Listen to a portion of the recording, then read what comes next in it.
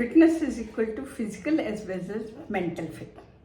दोनों फिट होने पे ही हम फिट होते हैं। अगर हम फिजिकली फिट हैं, मेंटली फिट नहीं है तो नॉट फिट। अगर हम मेंटली फिट हैं, फिजिकली फिट नहीं है तो नॉट फिट। मतलब अगर आप फिटनेस की डेफिनेशन जाननी चाहें तो हमें physically as well as mentally दोनों जगह से फिट होना चाहिए। गुड मॉर्निंग फ्रेंड्स, मैं आपकी fitness coach doctor Suman Sharma आपका अपने यूट्यूब चैनल पे स्वागत करती हूँ। और अगर आप नए हैं तो आप मेरे चैनल को सब्सक्राइब करें ताकि आप मेरे डेली फिटनेस वाले वीडियोस देख सकें। फ्रेंड्स, डेली हम चर्चा करते हैं आप अपने फिजिकल फिटनेस का ध्यान रखिए, आप एक्सरसाइज करिए, आप जॉगिंग करें, आप रनिंग करें, आप स्ट्रेंथ ट्रेनिंग करें। तो जितना इम्पॉर्टेंट हमारा फिजिकल है उतना इम्पॉर्टेंट हमारा मेंटल फिटनेस भी है। क्या हम उसके बारे में सोचते हैं? हमें फीवर होता है, हम फटाफट डॉक्टर पे जाते हैं, जब अपने आप दवाई खाते हैं। क्या कभी हमने सोचा? हमारी आयुर्वेद बोलता है जैसे हमारे शरीर को बुखार होता है, जैसे आप टेम्परेचर बोलते हैं उसे हम बोलते हैं ताप, और ऐसे जो ब्रेन को बुखार होता है उसे बोलते हैं संताप। तो ब्रेन भी तो प्रॉब्लम में आ सकता है। तो फ्रेंड्स, आज मैं आपसे चर्चा करूंगी हमारा ब्रेन अच्छे से काम करे, हेल्दी रहे, उम्र के साथ जो ब्रेन में डिक्लाइनिंग चेंजेस आती हैं वो ना आए। और अगर हम स्ट्रेसफुल जॉब करते हैं, हमारा बहुत स्ट्रेस वाला काम है, ज़्यादा ब्रेन यूज होता है, तो कुछ हम ऐसे सप्लीमेंट यूज करें ताकि हमारा ब्रेन फिट रहे, हेल्दी रहे और हमारे फिटनेस के दोनों पार्ट बराबर रहें, brain as well as physical. तो आइए जानते हैं, आज मैं बात करूंगी कुछ ऐसे सप्लीमेंट जो लोग ज़्यादा ब्रेन का काम करते हैं, ज़्यादा हाई पोस्ट पे काम है, जब पब्लिक स्पीकिंग में जाना है, जिस दिन आपको बहुत स्ट्रेस है, एग्ज़ाम है, आपके बड़े बड़े कंपटीशन के एग्ज़ाम हैं, जहाँ आपका एज रिलेटेड चीज़ें हैं, तो उस टाइम में आप इन सप्लीमेंट की हेल्प ले सकते हैं। इन सप्लीमेंट को नोट्रोपिक्स बोलते हैं, जिसके अंदर हमारे फैट्स हैं, अमीनो एसिड्स हैं, हमारी हर्ब्स हैं, विटामिन्स हैं एंड प्रोबायोटिक्स हैं। तो इनको आप यूज़ कर सकते हैं। आइए देखते हैं कौन कौन से ये नोट्रोपिक्स हैं जो हमारी हेल्प करते हैं। सबसे पहले विटामिन डी की बात करते हैं। जैसा कि आप जानते हैं, विटामिन डी जो है वो हमारे कैल्शियम के एब्जॉर्प्शन के लिए बहुत ज़रूरी है। और जो कैल्शियम है वो आपकी मसल्स, आपकी नर्व्स के कंट्रैक्शन, ट्रांसमिशन के लिए बहुत आवश्यक है।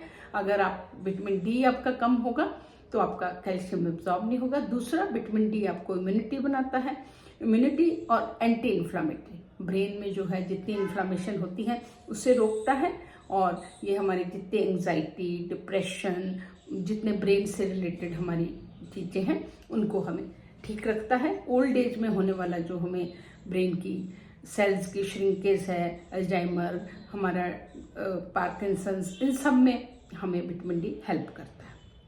उसके बाद मैं बात करती हूँ विटामिन के की। विटामिन के जो है ये भी विटामिन डी की तरह ही एंटी इन्फ्लामेटरी है और हमारे ब्रेन में लिपिड के मेटाबॉलिज्म को करने में हेल्प करता है, फैट को डिसॉल्व करने में हेल्प करता है।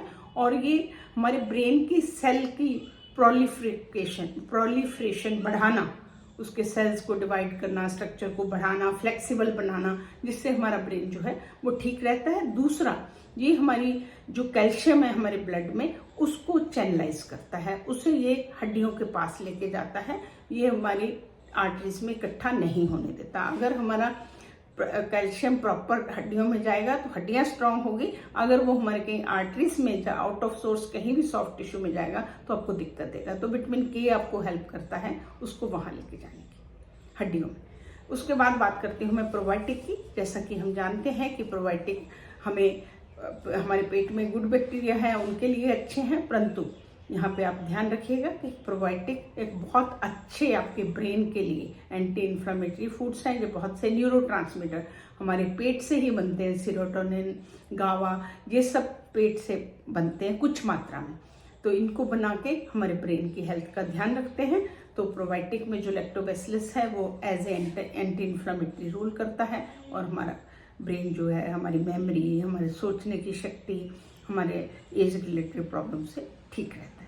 उसके बाद आपके ओमेगा 3 फैटी एसिड्स हैं। ओमेगा 3 फैटी एसिड जो हैं वो बहुत पोटेंट एंटी इन्फ्लेमेटरी माने गए हैं और बेस्ट फॉर हार्ट। जो भी फूड आपके हार्ट के लिए अच्छे हैं वो ब्रेन के लिए अच्छे हैं। कैसे?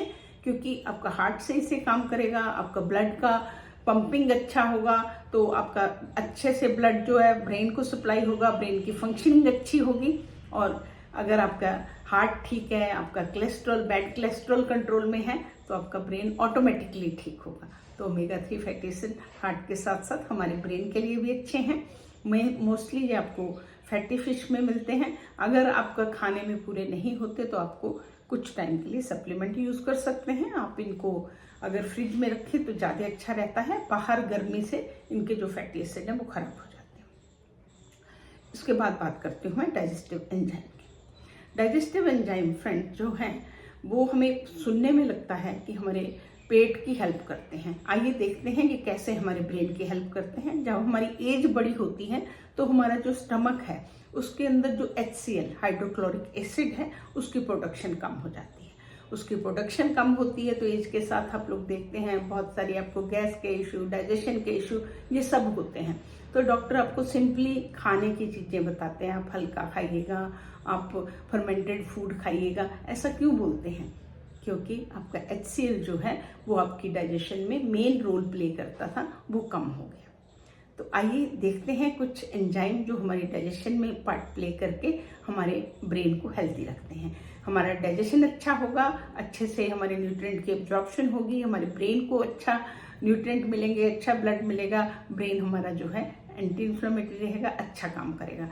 तो हमारी गट के अंदर बहुत सारे एंजाइम हैं जिसमें हमारे लैक्टेस हैं, अमाइलेस हैं, लाइपेस हैं, प्रोटीएस हैं। तो ये सब जो है ये मिलके, अमाइलेस जो है हमारे कार्बोहाइड्रेट को डाइजेस्ट करता है, लैक्टेस जो है वो दूध से बने हुए पदार्थ जो हम खाते हैं वो एंजाइम उसको ठीक करता है। और उसके बाद जो आपका लाइपेस है वो आपके फैट को करता है, प्रोटीएस प्रोटीन को डाइजेस्ट करता है। तो अच्छे से डाइजेशन होके ये सही हमारी एनर्जी जो है वो अब्जॉर्ब होके ब्रेन को अच्छा मिलेगा। तो हमारे एंटी इन्फ्लेमेटरी गुण के कारण हमारा ब्रेन हेल्दी रहेगा और हम इन सब बीमारियों से बचे रहेंगे। एंड में मैं फिर बोलूँगी, सब रोगों की जड़ हमारा पेट है। ये गट बैक्टीरिया जो है इसको याद रखिए, गट ब्रेन एक्सिस को याद रखिए। जो मैं बोलती हूँ कि आपका पेट जो है वो दूसरा ब्रेन है। वेगस नर्व इसको सारे संदेश देती है। जब हमारा ब्रेन संतापित होता है, ब्रेन में हमारे प्रॉब्लम होती है, तो गट में रोना होता है। गट को कभी आपको लूज मोशन, कभी आपको कब्ज, कभी आपको कुछ रिप्रेजेंटेशन गट करती है, प्रॉब्लम वहां पे है। तो इसको गट ब्रेन एक्सिस बोलते हैं। तो इस तरीके से हमारी गट जो है वो हमारे ब्रेन को हेल्दी रखती है। तो आप अपने पेट को अच्छा रखिए, आम को मत बनने दीजिए। आम इज अपक्वान, कैसे नहीं बनेगा? हम लिमिट में खाएंगे, माइंडफुल ईटिंग करेंगे, क्या खाना है क्या नहीं खाना, एंड थ्रू आउट एक्टिव रहेंगे।